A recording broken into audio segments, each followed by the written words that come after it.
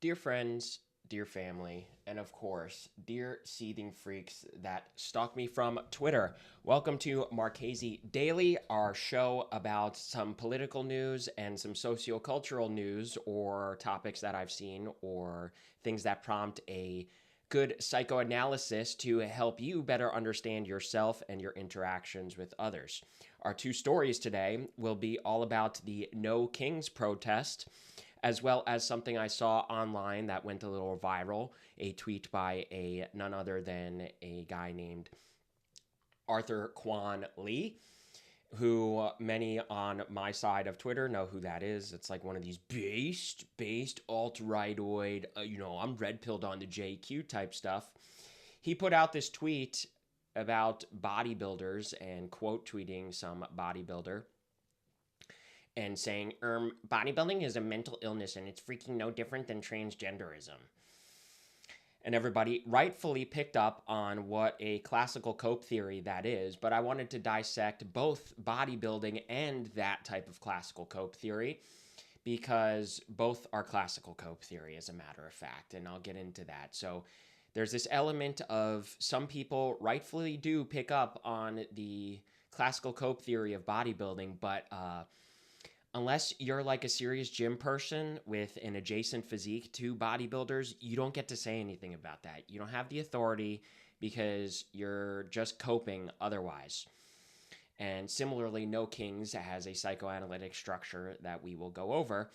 So, because part of the No Kings thing is just like really grow up. No Kings. Okay, dude, what is this? Like, history class in middle school and were resenting kings because back in the day they were a little strong on their ruling. So we'll get into how all these people need to grow up and not get into the boring details of how many people, where it was, and so on. So before we begin, we will also end with a panel. So if you are watching the live stream, I'm actually going to make the space right now so that we can jump on into a debate or any questions, comments, concerns, and the like. But make sure you watch the stream first, and then when I tell you to go right ahead into the space so we can Marchese Max here. All right. In the meantime, be sure to like, subscribe, follow, retweet, and all that. We got to blow up here. I'm the little guy. We always all dreamed or always all thought of what it would be like to blow up all the way from the very bottom to the very top. And you're seeing me try to do it organically. A lot of us do cope and try to say that it's all inorganic or inauthentic. But sometimes it is organic and authentic. So Marchese Daily. Sorry I keep doing this every time. Eventually I'll get myself sorted out. I had to readjust the stream because yesterday it used the title of the old one despite me changing it. Programmer genius stuff moment. So I have to like reset the stream every time. And then of course there was this new problem where it tells you that you need a title. Well, I put a title in, but I guess title means description. I had to put a description in. So anyway, let's go with record space, start now, access microphone. So I'll say on No Kings, let's do a little review because we're used to serious political analysis about, how it's always just coded communism or whatever, or low IQ stuff, or anti-white hatred, Western hatred, and the like, and it's subversive and all that. But let's zoom out and let's go back to the very beginning of all of our politics, because most of the time, politics starts and ends at people trying to meet some sort of psychoanalytic need. And so one of the dichotomies you come across when you're like a teenager in high school with this stuff is that you vaguely pick up on how liberalism, libtardism is everything from a cope excuse to be lazy, a cope excuse to be indulgent, and some of us get a little bit more sophisticated and understand that that in and of itself, ironically, is subordination, is powerlessness, is what it means to not have power, to be enslaved by something beyond your, well, I should say more so beyond your free will, beyond your agency. Because what is all of that stuff? All of that stuff is just neurotransmitters that you have no agency over. So what are you going to do? Answer to your neurotransmitters? You could actually probably find a drug or an alcohol type person who will tell you, yes, they feel like they are enslaved to that indulgence and all of that. So now, in No Kings, it starts with that preemptive stuff. And I'll say real quick, too, there's a nascent problem on the right wing where they're actually no different from the left wing in this sense.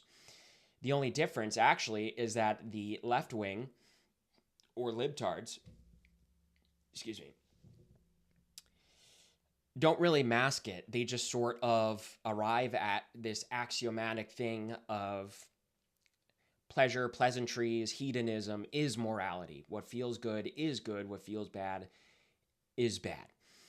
These conservatard types vaguely recognize that that would make them appear untough or specifically emasculine because they are subordinate to feelings in that case. And they vaguely sense that linearly as effeminate and all that. And so they conclude, well, I don't want to be like that because then I appear effeminate. If I appear effeminate, I don't get my precious fucking pee-pee and VV, koomy, feelsy goodsy, dopey, tough guy, female sexual approval. But they arrive at a problem. The problem of that is to authentically portray power, you have to have a congruence of power, which means you have to have power internally, and your appearance and your behavior and your mannerisms are a direct consequence of your actual power rather than just the appearance of power in and of itself. But since they're coon brains, and since this powerful instinct of coomery and coon brainedness tells them they're going to die if they don't subordinate to pleasure and pleasantries, we've talked about this a million times. Long story short, pleasure incentivizes behaviors pursuant to our survival. Displeasure and disincentivizes behaviors that aren't pursuant to our survival. So their precious little peanut brains are telling them that they're going to die if they actually authentically pursue the power that is overcoming and sequestering their impulses and the like. So they reconcile this by meeting this goal or need of female approval by trying to appear masculine rather than being masculine. So what does this entail? One, just vaguely identifying as right-wing. And this is how you have like conservatardism, where it's all this fake gay conservatism that doesn't challenge anything, that doesn't require any sort of courage or bravery, to include like wanting lower taxes and all of that. They also do masqueraded masculinity things of like, oh, I have a beard. Real men have beards and dirty hands. What about that exactly is masculine? Why? Because it is exclusive to men, and therefore you linearize it and say, well, more beard equals more man. Therefore, I am not woman, QED. It's like, did we forget about the part where there are like neck beards? There are these neck beards that grow big beards and all of that. And, you know, what are they? Are they manly or men? No, of course not, because we understand that there are multiple pillars to masculinity. So, all that's to say that me about to psychoanalyze the liberals' leftardism and their pleasantries and indulgence is not a byproduct proxy of me being one of these masqueraded masculinity tough guys. Because they love to do all this stuff, and they carefully neglect the part where they have a responsibility as well to be powerful in the face of their feelings and the like. So that said, libtardism's nucleus is this hedonism, is this pleasure, indulgence, pleasure principle. Feels good equals good, feels bad equals bad. Now, they arrive at a problem,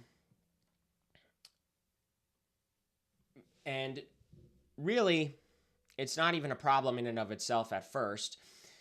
This more so already tells you that their ideology and all of that is inauthentic. It's not real because it's just pursuant to their neurotransmitters. It's just an excuse, but they have to come up with this classical cope theory veneer for it to bulwark any guilt imposed upon them by their superego.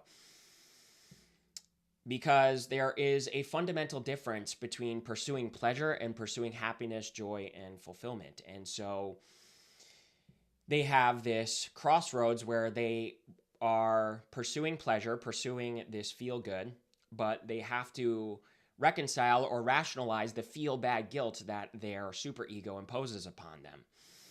Now, this is kind of like residual across their whole lives. They feel it, it's deep, latent within their brain constantly.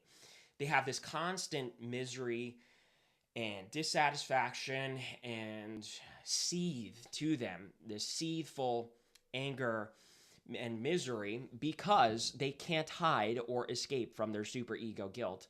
So they endlessly try to rationalize it. Now, what does this amount to? This amounts to a latent sensation of powerlessness.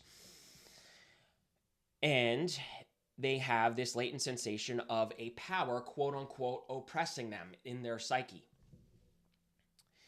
So what they try to do is they try to ignore it. They try to sequester the power and their superego and their guilt in and of itself rather than sequester their feelings and impulses. Now, a grand irony is that they also resent that they are powerless to their id and to their pleasure principle. They're subordinate to it. They're listening to that instead of listening to themselves, their conscience, which is authentic, which is real, and ironically isn't the power thing insofar as power bestowed unto you. It is the power that you have. Your superego and your conscience isn't something outside yourself or outside your agency, free will, spirit, and soul. It is yours and it belongs to you, and therefore arbiting aligned to it, arbiting yourself and your behavior pursuant to your superego ideal, your ideal image for yourself, what you consider what would actually authentically make you a good person, is the most freeing thing you could do rather than the most oppressive thing you could do. So with that latent issue of that, this power and all of that, what does that amount to? That amounts to powerlessness, and that amounts to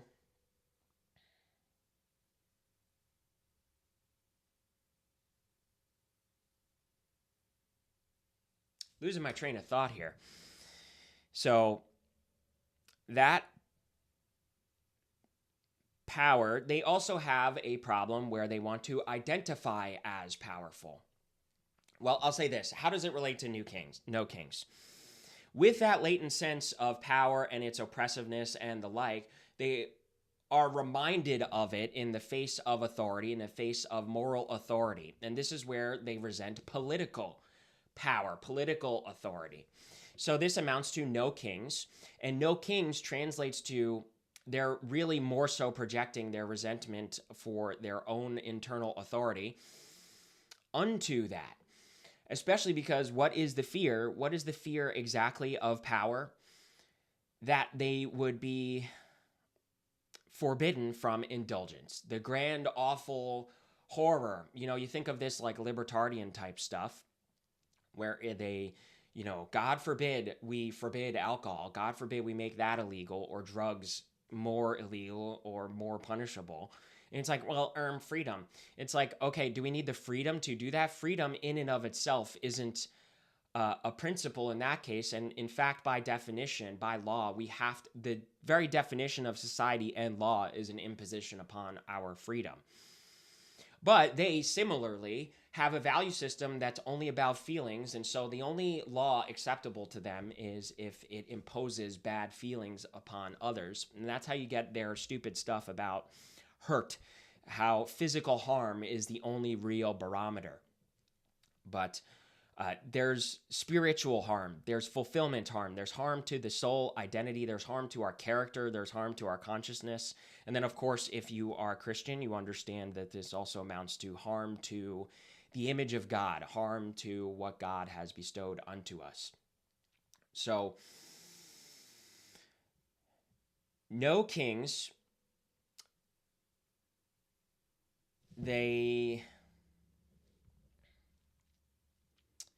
sorry, I should have done some more hashing this idea out beforehand. No kings really amounts to they reject.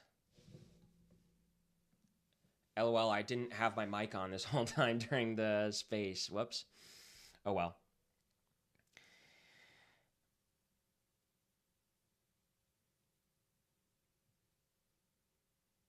So it serves as a reminder. It provokes the sensation latently that they are still powerless in the face of their id and all of that and the identity. I'm going to stand by for now. I'm going to reorganize myself for a moment and get to this other issue, and perhaps that'll provoke some thought about this. LOL. Yeah, Marchese Methods. He sure can do this. He sure can speak up.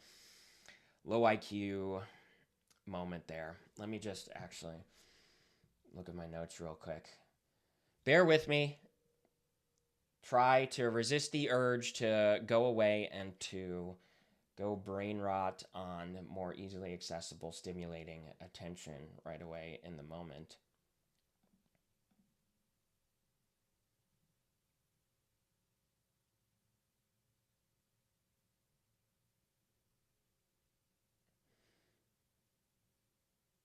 So the pathology is hedonism, pleasure, and all of that, an inauthentic valuation in and of itself, because their brain tells them they're going to die otherwise. They resent, however, that they live in endless conflict with their superego, imposing guilt upon them, also negative feelings. And they also identify power as necessarily evil, wrong, corrupt because of that, because it imposes that bad feeling of guilt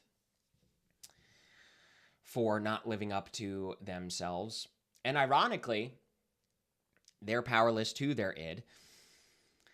And they have that latent sensation of powerlessness that to that id, to that pleasure principle, but of course they could never be bothered to actually identify that their real sensation of powerlessness comes from answering to their feelings and impulses, because, well, that in and of itself provides this payoff of pleasantries and laziness and excuses and all that. So they have to blame the superego. They have to blame the authority for imposing this upon them, carefully neglecting the part that overall their misery comes from answering to their pleasure principle and answering to, and carefully neglecting that the actual powerlessness is answering to that.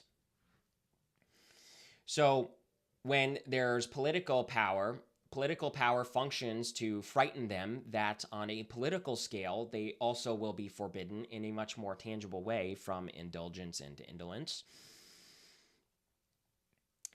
And they resent that it provokes and reminds them of the latent sensation of they can't hide, they can't escape this mandate to live righteously within themselves. It provokes that. It reminds them of that. And so they seek to suppress it. They suppress it both politically and internally. So that's why the title of it is No Kings.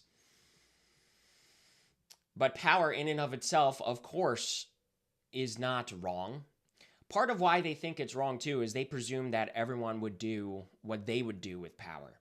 You know, what they would do with power is everything, all of this selfishness. And ironically, they really only call that bad or evil because it would affect them. So they presume that everyone else is just as insentient a baby as they are. But power wielded with good can do incredible good. Now, there's certainly an inherent risk to power. That is that it goes extreme one way or it goes extreme the other. So you most certainly want to get it right, so to speak, when you give or bestow power upon others. But rejecting power in and of itself is just, it only sends you one way, and that it only sends you exclusively to bad or evil, rather than giving yourself or giving the world, society, a chance to go to the extreme of good. I think too about how their morality, it's also, sometimes what's ostensibly good is this sort of like stuff about compassion and consideration for others. But again, they only participate in that because they're really more so just mandating everyone else to be compassionate or to accommodate them. I think about during the COVID saga, where I was in the gym and I wasn't wearing my mask, and this old man's like, don't you want to wear a mask? No. Well, you might get me sick. And it's like, isn't it ironic that the word choice is like the Freudian slip? Get him sick.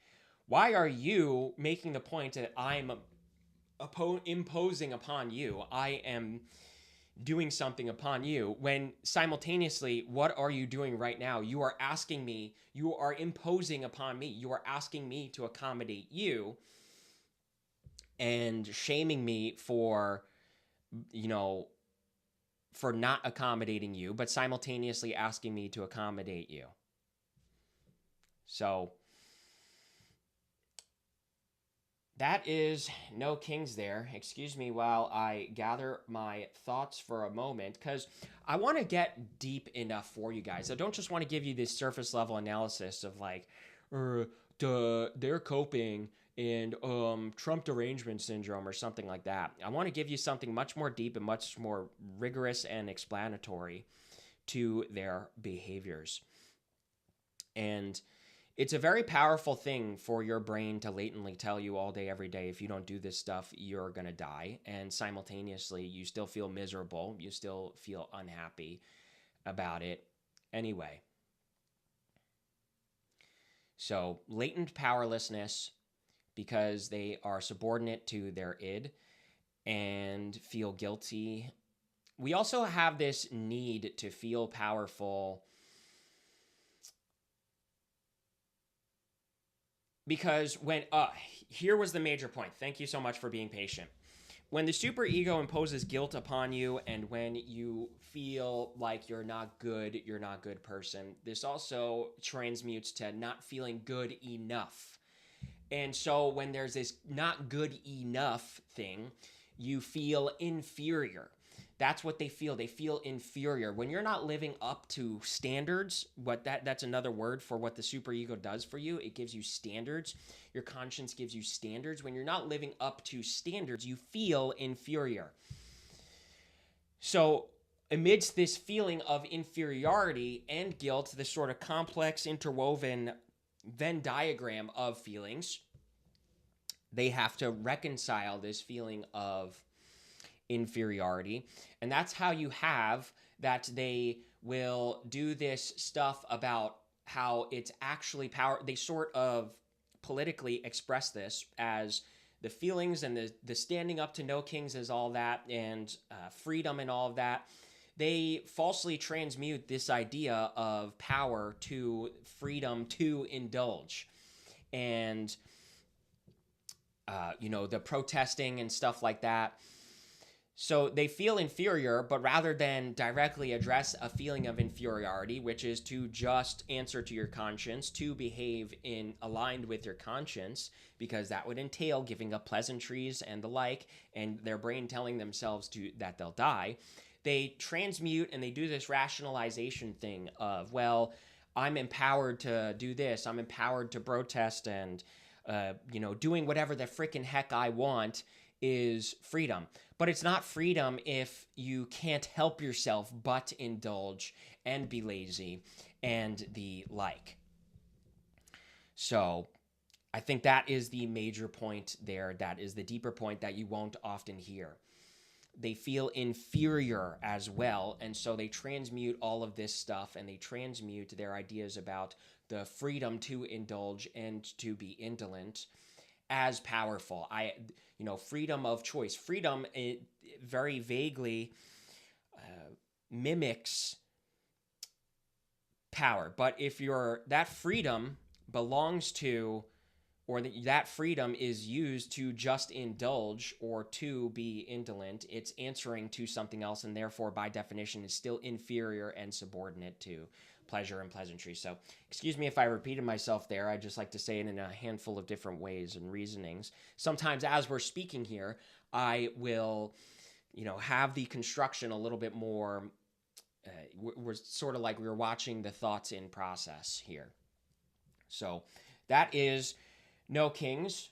Now, we also have at the center, too, I'd say the most direct conflict, the most direct central conflict with pleasure and indolence and pleasantries, the most direct way confrontation, or the most grounded battlefield of this, is the battle between caloric output, physical output, and physical input. This is the grounding part of the indolence dichotomy with pursuing pleasure, fulfillment, transcendental to all of that stuff. Because the foundational survivalistic instinct premise of the mind, of the human condition, of all animals, really, is you want to take in more than you put out, or at least neutrally take in as much as you put out, so that you can continue maintaining homeostasis.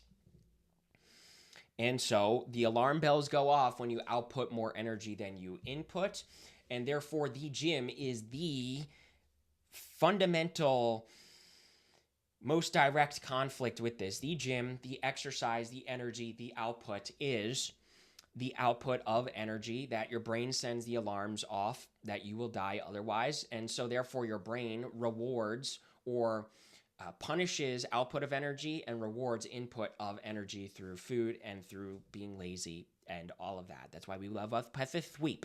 I pretty much said all of this yesterday.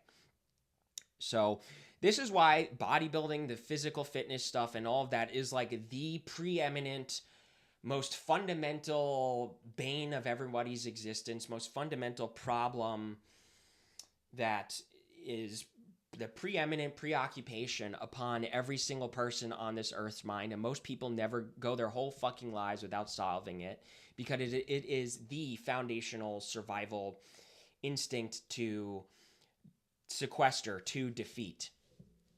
So that said, this amounts to, of course, every rationalization, every bullshit excuse, and all of that related to fitness and the like. There are obvious versions of that, like, you actually don't have to work out that much. To be healthy, 20 minutes a day. Actually, working out too much is bad for you. There's simplistic versions of this, and there's more complex versions of this. And these are the mediocrities that I always talk about. These are the people who half-ass involve themselves into fitness as a rationalization. And so this is where we have bodybuilding. Now, mind you, what I'm going to do two parts here, because what Arthur Quan Lee said was a cope in and of itself, but that's the more obvious cope. So I'm going to dissect the bodybuilder world cope. As many of you know, actually, I did a handful of these competitions, and I just couldn't fucking bring myself to come remotely close to enthusiastically participating in their gay, faggy little culture. So I'll explicate that. So the preeminent preoccupation for everybody is wrestling with this, defeating this, but also feeling guilty that they haven't treated their body with respect. And so how do you reconcile this? Well, we know that the true, authentic answer is to just shut the fuck faggot mouth up and go to the gym and take it seriously and bear the unbearable torture, the unbearable agony of going to the gym, being serious for an hour and a half, 2 hours a day. Notice how I don't say an hour, because an hour always amounts to this slippery slope of coping about, it becoming 45 minutes and the like. Based a friend, though. Based a friend, and you're doing what you can and all of that. It most certainly is linearly better than not working out in and of itself. So, okay, I keep saying so this, so that. The precipitating conflict is, I'll say this last time, indulgence and indolence, survival instinct, but also pursuit, transcendence, power, the power to sequester that, the power to berate that and overcome that. Answer to yourself, a similar theme here to before. So now let's go over this bodybuilding issue. So for starters, when people don't feel powerful and when they feel less than or inadequate, they do this meme of linearizing power.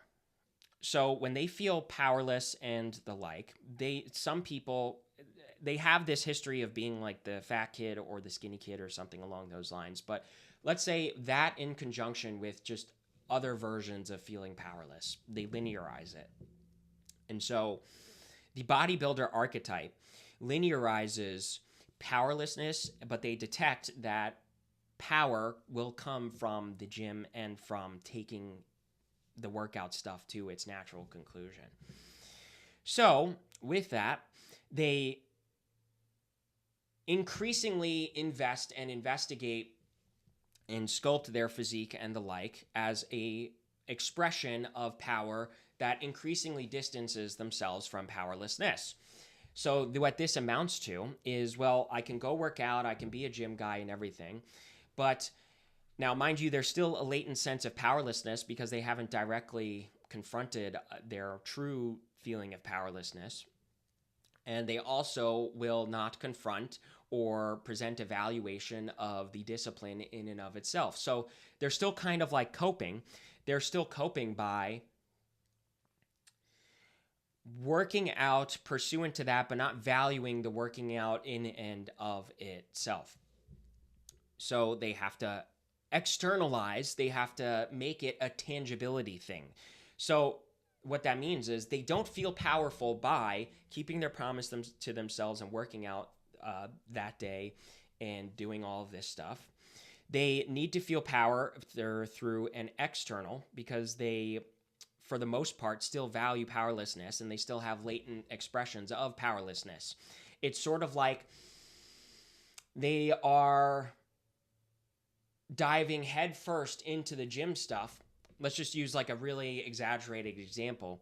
The gym guy who goes and works out 2 hours a day, but like sleeps the rest of the day, 16 hours, or these indulgent gym bros. They do the gym thing, but they're always going to like fucking McDonald's or something like that because, with like the bulk as an excuse. So they're still answering to that. They just sort of use this as a bulwark against that. But that doesn't reconcile the powerlessness because they're answering to the pleasure principle still. So all this with the linearization. One of the ways they linearize this is, and externalize this, is bodybuilding and competition. If I get this physique and if I linearly decrease my body fat, and if I go to a show, this gives me a measure. This gives me a measure of exactly how powerful I am. If I'm 8% body fat instead of 12% body fat, I'm necessarily more powerful than I would be or anybody who is 12% body fat, because to get to 8%, you have to sequester linearly your food intake and all of that. More than you would to maintain 12%. This is the theory. And it doesn't, at that level, it doesn't even always quite work that way. There's actually like more so a stratagem to it. And so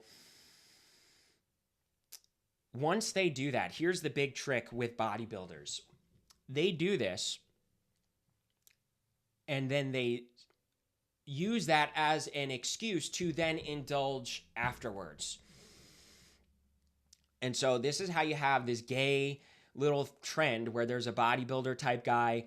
And first of all, this specific guy who's most famous for this, he's like this, not to bust chops about height, but it's just like, it doesn't help. He's like this 5'4", whatever guy, and I'm 5'7", if you're going to bust my chops for being like short or whatever too. But this 5'4" look to him, I'll say, from the videos, weighing in at about 120 pounds. So even then, like, this guy still isn't even taking the working out thing seriously. It just sort of LARPs and masquerades as such, because the linearity, or excuse me, the leanness, sort of exacerbates this faux image of muscularity. But if you're not big, it's very clear that you're not actually really doing the lifting and doing the hard part in and of itself. It's kind of like when you were an adolescent and people would be like, if you have abs because you're skinny, it doesn't count. So this dork goes, and what he does is he has his support, his heckin' support system. I'll say real quick too, part of the meme here is when they're doing the competitions and all of that, it provides this other meme excuse to validate themselves as being serious with the fitness and the power and all of that by making themselves part of the fitness community. If they're a part of the fitness community, or if they do a competition, well, that must mean that they work out seriously. And if they work out seriously, therefore they do have the physique. And if they do have the physique, therefore QED, this stuff has been completed. Carefully neglecting the part that anyone at any time can sign up for these amateur competitions. You could even sign up if you're fat. You just pay to sign up and all of that. And, I did a physique competition. Everyone's supposed to conclude that there's a part here where retards conclude that they did more for their fitness than they actually did. If you half-assed and signed, 3 times a week, 20 minutes, and then signed up for a physique competition and you got vaguely lean and vaguely like skinny and just, not fat, and I'll even say more than just not fat, a little bit more than that. Well, therefore, I did it. I did the fitness stuff. I did the working out. I did it fair and square, carefully neglecting the part that they didn't really answer to what they really want, which is to get a sexed up freak fucking beast physique, which entails getting big, getting strong, which entails significantly more lifting and significantly more challenging lifting. So anyway, there's this like gay mammal and like neediness to it. There's this neediness to make friends of it too, this neediness of support. And so when I was doing these competitions, how gay it was to like ask family members to like come and show up and heckin' freaking support. I need your support. I'm so grateful for my family support out here. It's like, can we like grow up? What are you, a baby? You need your parents to come to your baby hockey game, your baby soccer game? So anyway, back to this dork type. One of his freaking supporters comes and brings like a dozen donuts, and he goes, this really fucking gross, indulgent pig dramatization where we're all supposed to relate about how it would feel to not eat fucking donuts for a month or two. And so he takes all the donuts and then he goes, squishes them together, and he goes, and that right there is the fundamental understanding of what's going on here. This completely betrays any credit for power and anything of the like, because they don't value the actual discipline and anything and what comes with it in and of itself. They just do all of this stuff to still excuse indulgence. They are still indulgent. They are still powerless to their need for indulgence. And isn't it so gay and ironic how they linearize that too? Well, if I didn't eat donuts for XYZ time, 3 months, let's say, that equals 3 months equals, or for every 1 month equals 4 donuts in one sitting that I can have, and therefore my 12 donuts or a dozen, whatever. Therefore, I can eat them all at once. And in that level of sugar coomery in consumption, I'm excused to do this extreme indulgence all at once to like have a bigger coom, have a bigger fucking gross orgasm about it.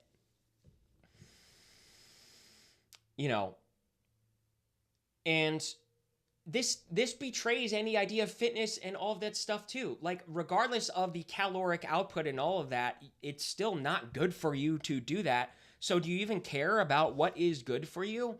Do you still even care about treating your body and physique with respect? That most certainly isn't good for you in a multitude of ways. The caloric way, the spiking your thyroid, your insulin way, overloading your thyroid way, and in the kidney way. It's not good when you're dehydrated like that to just indulge in sugar like that. I forget exactly how, but you can almost feel it. I feel it sometimes when I eat something sugary or something of the like, and I haven't drank enough water. Like, it feels like I'm doing something to my kidneys. Excuse me. But who knows? Don't quote me on that. Maybe I'm, just sort of inferring here with no empirical scientific evidence. So that just tells you everything you need to know about how inauthentic this is.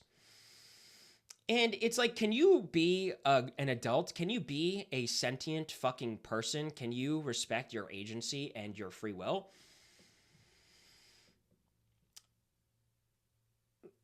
Like, what exactly is so hard about just not eating fucking donuts for a handful of months? You don't get to coom. What exactly is so difficult about that? What is so exciting about that? How does that not get boring? People will always say XYZ thing is boring. How is pleasure and pleasantries not boring? Not boring. It's so simplistic. It's so not novel. You love your precious fucking novelty stimulus. Okay, gain novelty by reading a book because you learn something new. That's novelty from reading a fucking book. But God forbid we do that because, it's not fucking, it's not like a baby with like the baby thing that hangs and then they, or like a cat where they have to swat. It's not as fun and as simplistic and stupid and easy as that. So it's clear that these bodybuilder types still feel powerless, but they think that they can ameliorate that by over investing in the image of power. That's the other element to this too. This bodybuilding stuff is just portraying the image of power without the congruence of power within. Because the congruence of power within would require sequestering this indulgence and all that. I know I kind of keep saying that over and over again. The premise too of the actual fitness stuff and the power of that is that there isn't like a treat. I always resented when people would say, "Oh, I do this, therefore I get to treat myself." No, the treat is in winning. The treat of working out and being disciplined is in that you fucking won. You win. The treat is in achieving the results. That is the reward. That is the rewarding consequence. Not the little heckin' tweet. Oh, I worked out today, so I get the tweet. No, that actually completely neutralizes anything about, and even not just the physiologically, it might not directly neutralize it, right? This guy with the donuts, he's not going to get fat right then and there, and it's just going to come, but it neutralizes the premise. It neutralizes the sentiment. So that is what everyone rightfully picks up on with the bodybuilding in and of itself. Now, of course, there's a problem of classical cope theorists, especially amongst these alt-rightoids, because these rightoid types, they all, will do physiognomy check, post-physique and all that. And it's like, yeah, when a lot of you do post-physique, you look pretty fucking mediocre, actually. Because they all think that 3 times a week for 20 minutes, half-assing, linearly makes them better in premise than people who don't work out at all. And it's like, yeah, I guess so, linearly, but you still haven't crossed the threshold of sort of like, you haven't crossed like the aristocratic threshold of you've won this. You have defeated the fitness thing. You're just sort of in like this level 1 tier element to it. You haven't maxed out on it. You're not an authority of it. It's sort of like, I guess, you take a handful of it's taking a handful of college classes, but without finalizing the degree. And I know that stuff in and of itself is gay, but that's a representative isomorphism for the structure of this thing. So these types feel cocky in picking up on the cope of bodybuilders and the like. But of course, it's a projection of their own cope. And in particular, there's this problem of they do understand there is sort of a linearity to it, a rightful linearity to the working out stuff, wherein they find it threatening that somebody else is by definition linearly more powerful for working out 5-6 times a week for an hour to 2 hours, as opposed to working out 3 times a week 20 minutes. But they don't want to increase that up the ante. They want to keep their comfortable 3 times a week 20 minutes so that they could LARP that they've crossed a threshold because they're better than the fat lazy libtard. So they use that to then sort of close the book on, okay, I have this done and all of that. Also having a problem of a latent mandate to do more, to push themselves, to challenge themselves more. Bodybuilders remind them of that, so they need to delegitimize the idea of linearly working out more and the like. So they delegitimize it by saying, well, that's necessarily coping and insecurity, and therefore that's actually powerless. I'm not powerless for half-assing my workouts. That's actually powerless because it's insecure, because it's coming from XYZ place. And it is, all of that. And they also neglect this part where, isn't it ironic that they're telling on themselves that they don't understand the difference between having a sexed up freak beast physique and a bodybuilder physique?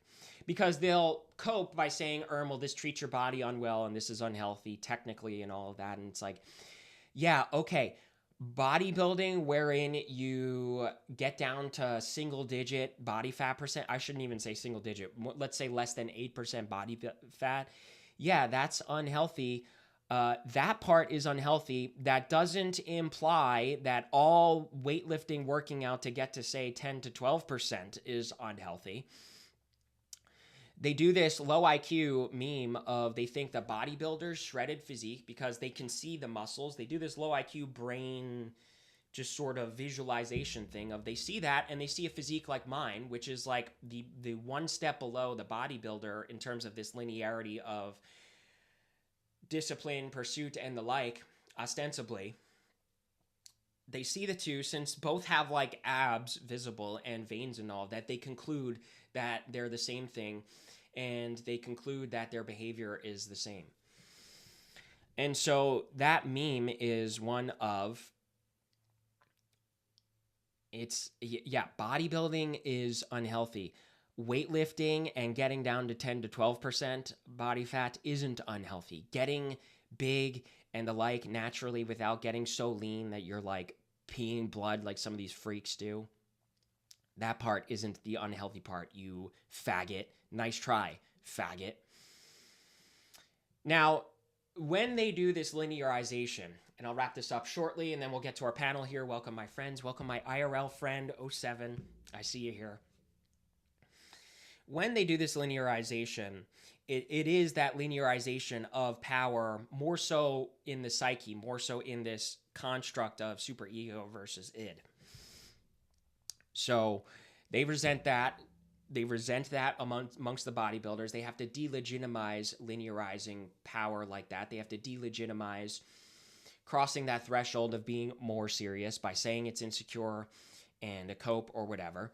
So that is not powerful. Therefore, it is not worth doing because I do this for the sake of feeling powerful, which is a thing to have in and of itself. Let's not pretend that it's always pathological. You do want to feel powerful. It is a part of nourishing your soul and your identity. But they play themselves into this middle ground of, well, because I'm not a fat, obese lard, I have therefore crossed the threshold of I have power over this domain. And it's like, no, the fuck you don't. When you're half-assing, when you're linearizing, and you're not fully crossing the threshold of pushing yourself beyond your limits. So that is the No King's cope of projecting super ego power and the sense of inferiority unto politics, and that is bodybuilders coping, but also you don't get to fucking cope. You don't get to be a 3 times a week mediocrity and cope by saying, oh, well, bodybuilders are doing it too much or whatever. And I'll say on this too, I by no means will ever really fully endorse ideas of genetics about this, and this will be my last part here. Genetics about lifting and the body fat and all of that. But there is a part of that is real. There is these disruptions. There is maybe not even genetics, just latent disruptions that cross this threshold of like your thyroid or whatever being broken. So with that said, especially in the Army, this was a particular problem. Every fucking morning, I was the only person in my unit in the gym lifting seriously. I was the only person who would still go on my own time without somebody else, without Sergeant Faggot telling me to. I would go on my own time, power, right? Doing it without somebody else telling you, answering to yourself. I would do it before our precious PT, fucking Army PT, which would be like these jumping around 45-minute fucking middle-aged mom workouts. I would go do that first, and you know what would happen? I was the only fucking one in my unit who ever showed up to the gym. I had some friends. They would actually go after during the day, based a friend, right? And they would do this meme of if there was a fat soldier around, they would be like, yeah, this is a real freaking problem in the military. We have no standards. And like sometimes I would say, excuse me, your daily routine is no fucking different than that of that person. There are some obese, I shouldn't say maybe obese, but some pretty overweight people who actually don't really eat all that much throughout the day. I've hung out with them all day, and it's not like they're trying to hide it from me. Sometimes they don't eat that much. And some of them are fairly active, just like walking throughout the day. So all that's to say that these mediocre types, these mediocre physique types, sometimes their habits are no fucking different, and their daily routine is no fucking different than somebody who's like a little fatter. That fatter person, just for whatever reason, unironically does have a body, genetic, whatever, physiological predisposition for their body to respond a little differently. There is a part to fat regulation that is hormonal balances and all of that hormonal signaling. Yes, there's thermodynamics, of course, and all of that, but you know, two people with the same habits, one can be like 30 pounds heavier.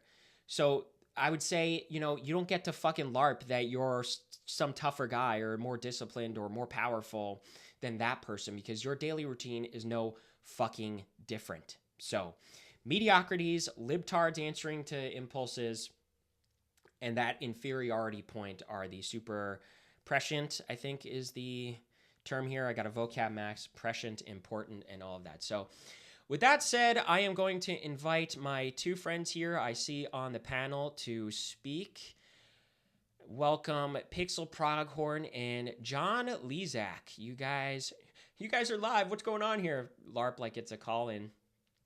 I have you both invited as speakers. I have request here. I'll approve it to see if hopefully the desktop space works here. So I have John Lezak approved here. This is a good exercise in seeing whether... There we go. Hello? Hello. Yes, you are. Hey, John Lezak, you're calling in. You're live on the air here. Wow. I didn't know I'd get this far. This is crazy, man. Been a long time listener. I got the whole family loves your stuff, man. I think you're doing God's work out there. Yeah. Although I will say I don't appreciate you calling me out at the end there. I will say for the record to correct, I do eat a lot. That is why I'm overweight. I did try to hide it from the beginning, but at this point, I might as well just come out with it. I do eat a lot. That is why. Well, based if friend, and and some people are real good and they say, no, I'm not going to let you use that to me as an excuse. But you know, we've had these conversations before about, you know, like shame and, you know, like I think we've talked about this. We talked about this last time we saw each other. One thing that has emerged, you know, amongst people a lot, and I don't think you do this, but it's something always to maintain consciousness of. And actually, many, many years ago, we had this conversation with another one of our friends. That is that, you know, when people want to do the right thing in this eating case and all of that, they will self-flagellate with guilt to as a motive for them to not eat well. That's sort of like this accountability idea, which is rightful in and of itself. But like, you know, like the Jedi Masters, only a Jedi Master can really fully explore the dark side of guilt, the dark side of the archives. So I always say that the best way to behave well is pursue the right thing so much so that you forget to do the wrong thing. Because we both reconciled that time many, many years ago that if you self-flagellate with guilt, you preoccupy yourself, it inserts the thought of that doing that thing in your mind anyway, and then that will necessarily lead to thoughts or sort of moments of you just not even thoughts or rationales to do the wrong thing, just doing the wrong thing. And I'll say too, there is a nobility in some, like these battles. You know, you're not going to win them right away. It's a battle every day, right? It is the endless war. It is the endless war in Christian terms, the endless war against our fallen nature. This is a symptom of our fallen nature, one of the pillars of our fallen nature. And so all of this is to say that it is a lifelong battle. And you know, you just keep chipping away at it every day, and eventually you do cross the threshold. So all that to say is to say that good on you. And more importantly, I like to, I focus on with you that you have the nobility of the accountability of it and the nobility of an active effort every single day. And like you said, some battles come more natural to some of us than others. For me, it dropped you as speaker here, so let me add you back again. There we go. You're requested.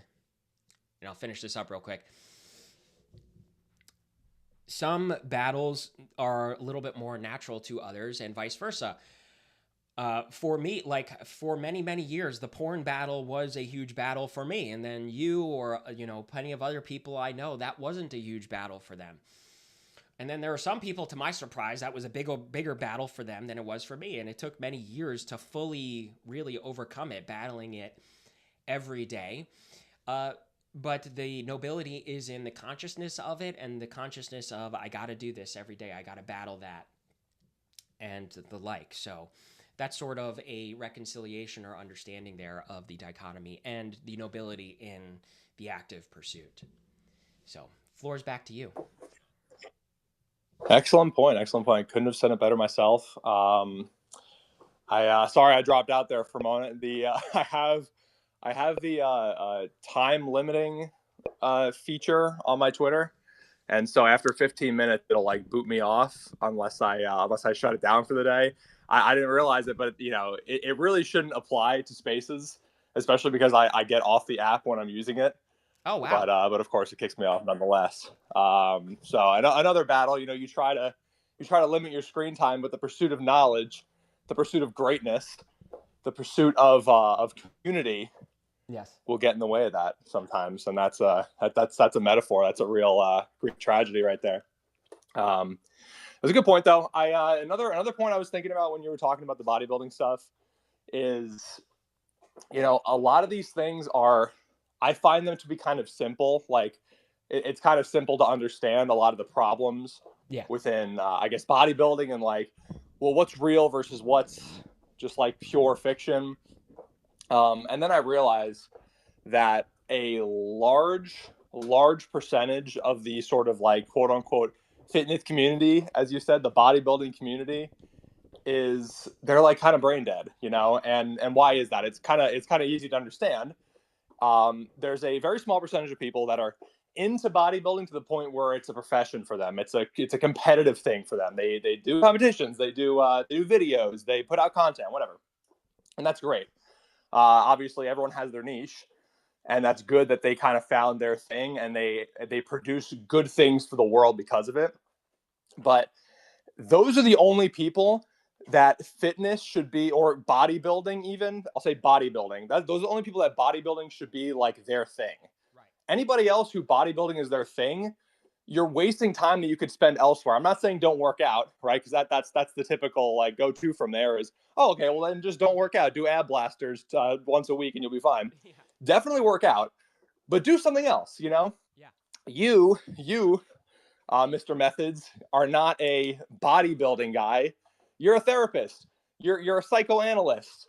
Right. You're a commentator. You do a lot of different things. I would not classify you as a bodybuilder, and I wouldn't classify myself as a bodybuilder, even though I've been doing it consistently, Yep. like 5 times a week for 8 years at this point. Yeah. But at no point, if I listed like the 5 things that I am first, none of those things are bodybuilder, and I could list 5 more, and none of those would be bodybuilder either, because I don't consider it a core part of my life. Yes. In that, like these other people do. But that's the problem, right? Is you have people who they're rejected by society. They really have nothing else going for them. They lean into this thing, which is great, but they don't see it as a means to an end. They don't see it as something that will grow them as a person, build their courage, build their discipline and strength, so that they can go pursue something else and change the world in a better way. They kind of stick with that. Right. They go, all right, I did it. I made it. I finally became something. Right. And then they just stay there for the rest of their life, and they just decay away as a guy who has watched a lot of videos about bodybuilding, and that's that. So once you realize that that's a large percentage of like the people giving takes on bodybuilding related things, you kind of stop taking the whole industry seriously. Yeah. And you shouldn't throw it all out. You should still, tune in and listen and like try to expand your knowledge. But I think there's definitely a grain of salt to be held with a lot of these conversations. Yeah, absolutely. That makes me think a lot about how they sort of it's a cope in and of itself, where overinvestment in this one pillar excuses them from investment in other pillars, the other complicated versions of difficult pursuits and all of that. They just want to cross the threshold of appearing tough, disciplined, masculine, and all of that, and they figure this is a good one to invest in because it's like the preeminent preoccupation amongst others. To your point, it's sort of like, once, like, after the first 3 months, like, this isn't hard. Like, it's actually not hard. It's hard relative to the average retard and insentient amoeba, but like this stuff is like level 1. To your point, it's sort of like it also has a means to an end. It trains you and your body and your mind to pursue transcendence and fulfillment in all realms. And there's a value in and of itself. I've been thinking a lot about this lately. There's a Renaissance man element to this. Everything else, reading, learning, podcasting, videos, like you said, the development of your faith, all of this stuff is like the same battle, just on different battlefields. And so you're absolutely right that they take it and abuse it and use it as an excuse to not invest in other things, and it delegitimizes it. Like, to your point, eventually it becomes, like, okay, I'm not impressed with you because you're doing this easy thing, this thing that actually is fairly easy. It's level 1. It's the first level. It's the tutorial. It is, it is, first prestige, and they just sit and they rot. Absolutely, to your point there. They think they've crossed this threshold, where in the value in and of itself, the thing in and of itself is endless pursuit. Like, the love and the passion isn't for the thing in and of itself. The value and the passion and the love is the love of the endless pursuit, the endless battle. It's going to keep dropping. That's so funny that, like, it does that. So, yeah, there's a Renaissance man. We need a reemergence of the Renaissance man. And I'll say, too, you said absolutely that they cope by turning that into, oh, okay, I guess I don't have to work out then. There's also a secondary layer of cope where they think that means 50-50 on everything, or they think that means read one self-help. Like, they think that means there's a finite level of investment you could give across all of these domains, and therefore you split them up evenly such that you're giving like 20% on all of them. To your point, there's that secondary cope of, well, okay, yeah, so I'll do this Renaissance man balance thing, but that means I'll like work out twice a week instead of one time a week. And it's like, no, the Renaissance valuation is to be proficient, to cross the threshold of amongst the masters of that craft, the masters of that battlefield, to cross the threshold of one of the leaders of it, amidst the nobility of it, across all of those domains. And that might take a long time. That might feel labor intensive. But what the fuck else are you going to do? If you actually seriously value this stuff, you don't care to do anything else. You want to do it all, write, read, make videos, whatever, become more Christian or more closer to God, I should say. And so there's this false idea too that it is an even spread across all boards, and there's a finite level. Therefore, you still half-ass invest in it all. So, floor is back to yours if you have any additional comments. Sure thing. Yeah. I think going off of that, and then I'm definitely going to need to restart my Twitter app because I think it's such a good app that did such a great job with it. I really love the feature where I don't the sound just cuts out and goes really quiet randomly. So we're gonna have to figure that out on your next monologue. But if I can gather my train of thought, there was another thing. Yeah. So I think another large overwhelming part of the conversation that needs to be realized, and this is something that I know you and I think we've talked about this on a space actually, but it's kind of a very important point to this whole thing. When it comes to when you talk about like lifting and like improving yourself, you often set a large standard or a high standard, a high bar to cross for a lot of these people getting into it. You specifically, you do this. And I think that's a good thing because obviously that's something to strive for, even if you don't make it. It's like shoot for the moon or land on a cloud or whatever. Like at least you're getting somewhere, and it's good to have that goal to look to. Yeah. However, the problem often lies in the fact that like no one's actually that disciplined to get to the point where you're saying.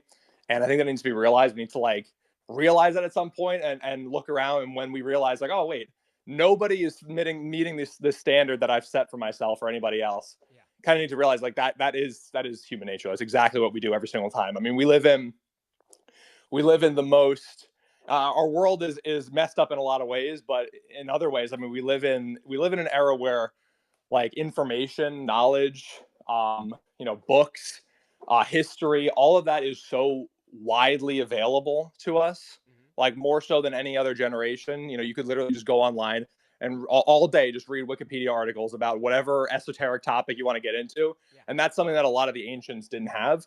Yeah. But that said, we're also dumber and we know less about history than any of the ancients. Yeah. So like even though you have a system or society, it's like the same thing with the bodybuilding thing. Even though you have a system where people are able to meet these standards, it doesn't mean that they will. And honestly, it almost feels like making it easier makes it worse. It makes people like progress even worse. I don't know what the point I'm trying to make with this is, but I guess it just comes down to like setting the tone of the conversation and realizing that nobody really is going to meet these standards because that's just what normal people do. I mean, this stuff is really for the greats, whatever the topic is. Yeah, absolutely. Whether it's an intellect thing or whether it's about persuasion or strength or agility or whatever the topic is, it really is for the greats. And it's kind of an issue that just anyone could talk about it, even though they just got into it 5 minutes ago and never actually pushed themselves to get anywhere. Yeah, absolutely. You're bringing up something great, and I've actually written about this at length. Because how is it that I solved fitness? The foundational principle, you're absolutely right to bring this up, and I make this point to a lot of people all the time in spaces, articles, and the like. I could never, one of the reasons I organized myself as the Marchese methods-based therapist and the like is because it felt inauthentic. It felt wrong to me to give this sort of business model of I'll be your trainer or something like that because what was that originally? Originally was I have access to information that you don't, but that's not relevant anymore. Everyone has access to information, and in fact, it's even better now. AI is your personal trainer because the whole point of the personal trainer would be to ask specific, nuanced questions that you're a little confused upon, and so I could never bring myself to organize that way because it's inauthentic and it takes advantage of retards, and of course. What are they going to do?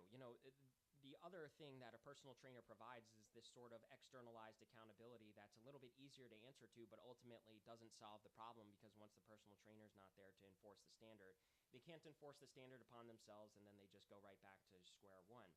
So why I organize as a therapist and why I'm pursuing therapy and counseling and all of that is because I always say fitness is not an information problem. It is a behavior problem. To your point, people, the information's all out there. We all know what the fucking answer is to the fitness question. Shut the fuck up, go to the gym, and maybe there's a handful of a little bit of research on the specifics of what lifts to do when, under what circumstance, and how to, how the muscles respond, whatever. So it is most certainly at its core a behavior change problem. So how do you make behavior change? And you're rightfully picking up on this. I'll just put it into the terms. The pursuit of behavior change comes from a value proposition, a valuation change. So I always say the nucleus of solving the fitness problem isn't the pursuit of the consequences of fitness. Oh, get laid more, look cooler, look leaner, feel better health-wise, even though that's a little bit linearly more a noble pursuit, is the pursuit of the health and the treatment in respect of your physique. But you have to value the working out like in and of itself. You have to find a way to grow up past the bodily signals of discomfort when you lift and all of that and you're struggling, and fall in love with what that is in and of itself. Lifting the weight. You like and love and value the lifting of the weight. You like and love the value, the challenge in and of itself. So, and you're absolutely right that we're never going to have a large audience with this because, as always, there's the normal distribution. There are retards and classical cope theorists that will, normalize. There are greats who, for the most part, already get this and will actually add to this. You're one of the greats. You will add to this. You will provoke more. You will add to this. You will add to my pursuit. I will add to your pursuit. And so there's the greats, and I think there's also this character class of potential greats, or at the very least, like great adjacents. If we're the aristocrats, whatever is beneath that, or maybe the bourgeoisie or something like that, there is a class of people who are earnestly, and maybe they won't even really fully, maybe there's a threshold that we cross that they don't, but there are a handful that are earnestly trying to find the correct idea, find the correct valuation, find the correct thing in and of themselves. And whether it's just being inundated with classical cope theory online, particularly with the fitness, every time you Google something, ironically, I made the point that the information's all out there and Google is all out there for everybody, but ironically, it's inundated with classical cope theory. So there are these types who do have this potential and are earnestly looking for more or looking for an answer. When they look for that answer, they sort of understand, they feel it in their bones, in their soul, and every cell in their body, or they even try it, and they don't get the results. So they know it's a crock of shit. So they're in this complicated confusion, this sort of miserable, not miserable in like the seethy way, but this sort of sad, like I feel sad for them that they're looking for answers, and they just can't seem to find them anywhere. And maybe they are limited because they're not like super geniuses. Maybe they are limited because they can't seem to solve it. Maybe they are limited because they do wrestle with how, it is appealing to be a classical cope theorist to them.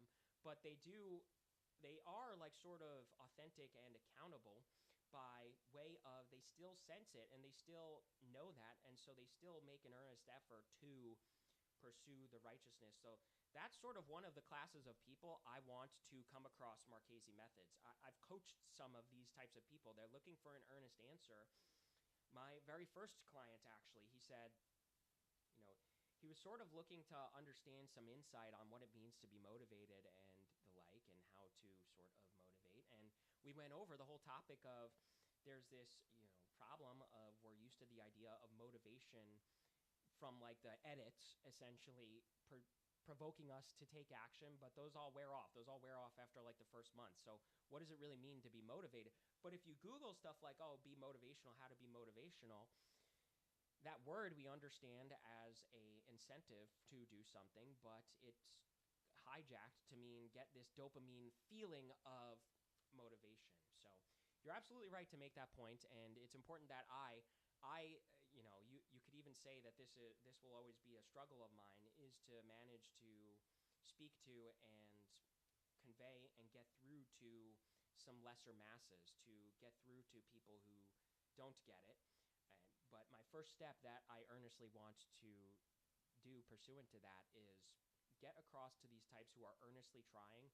They're just in some way either limited by their skill set, or they just have yet to come across something, whether internally generated or externally generated by an interaction with somebody like us, to send them down that right path of authentic valuation of the pursuit of leveling up skill, rigor in and of itself. So, excuse me if that was a little long in response to what you said. The floor is back to you.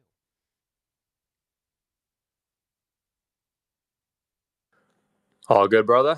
I'm I'm still trying to troubleshoot my Twitter app. I don't know what's going on. It's playing very quietly. Maybe I'm just the biggest, dumbest monkey idiot in the world, and I'm desperately trying to whack a banana into this advanced technology. Well, I'm not sure what's going on though. Let me try to troubleshoot this while you continue or have someone else come in.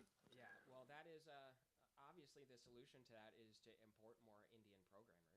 If Indian programmers didn't work the first time, that obviously means they're going to work the second time on the comma, the Everything app, formerly Twitter. So, in the meantime, you're getting that set up. I got my broadcast going here. Let me check my DMs if any friends and all of that are joining in. I think a lot of people. Let's see. Let's check my notifications if there's some comments on this broadcast or the space. Got some friends. 07 Marchese maxing on the likes and all of that. I still hear you loud and clear in my audio here, and so on. So you're not too quiet on my end. If I'm too quiet on your end, that's the LOL, I suppose. I think we're coming up. That might be a good cue to finalize out here. I'll see if there's anybody else showing up or in the space that for some reason aren't showing up, because I will often have the space show up after, as you know, a number of people tuned in, but only one or two people showed up on my screen here as listening or speaking in the space.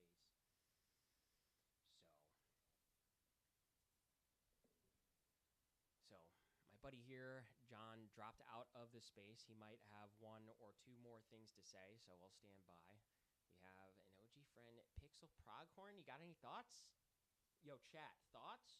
Yo, chat, one's in the chat for XYZ. One's in the chat, two's in the chat. Checking on our numbers here. YouTube must like shadow ban me because I've probably said gay or faggot in my videos or something, because it just doesn't even make sense that there's not always, or every once in a while I look up and I see one or two people. My Rumble account is completely brand new. There's no way for them to even really know how to circulate me based on my behavior, because I barely behave on Rumble. And we have a number of views every time on Rumble. So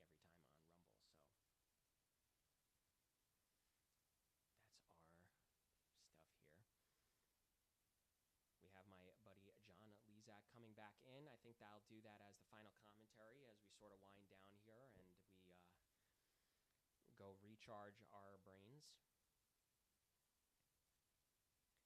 Wait for a speaker request, and then we will go from there.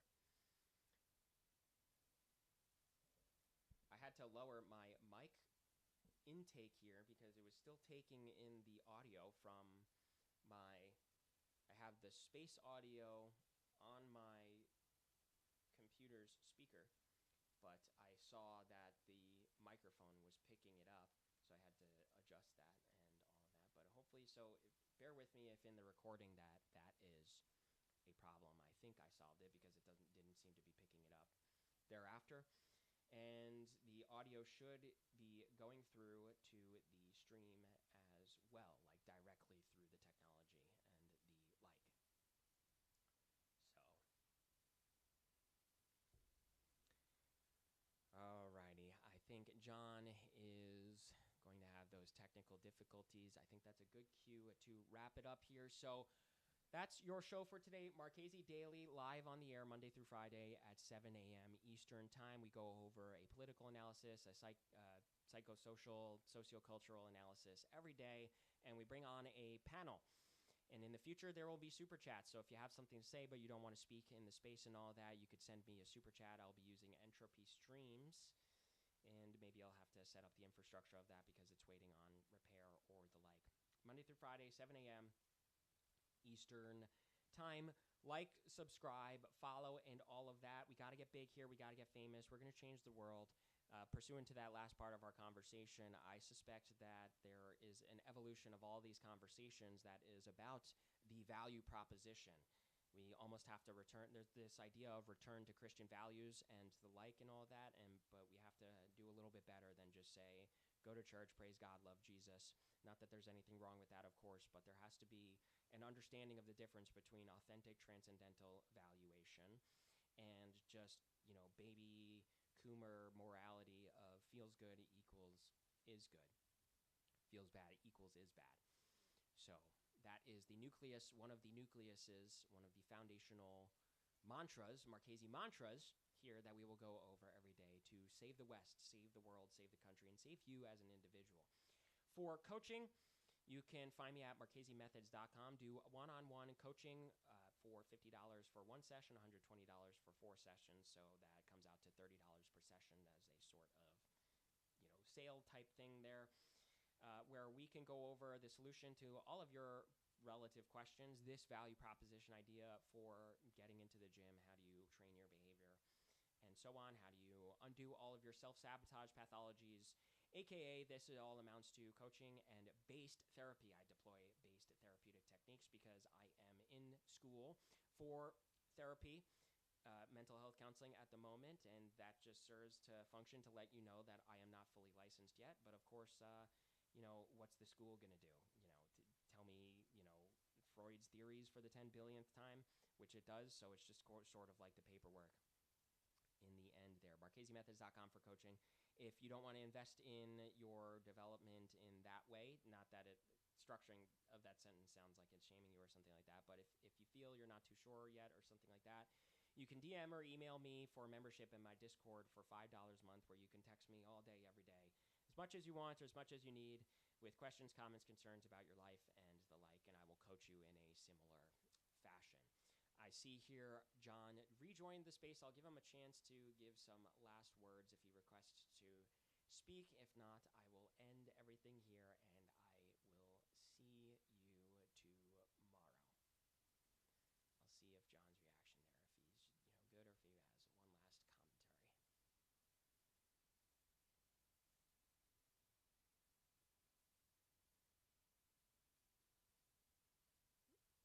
commentary. Yeah, last commentary. Alrighty, let's see. We'll stand by for it to read him as entered as speaker, and that'll be all. Hello, friend. Alrighty, we got you back. What got me back? My final point is I hate Twitter. I hate Twitter. I hate Twitter. Me too. I like the premise of it, but the structure, the technological structure, is cringing, gay, and retarded. I'll do better next time, man.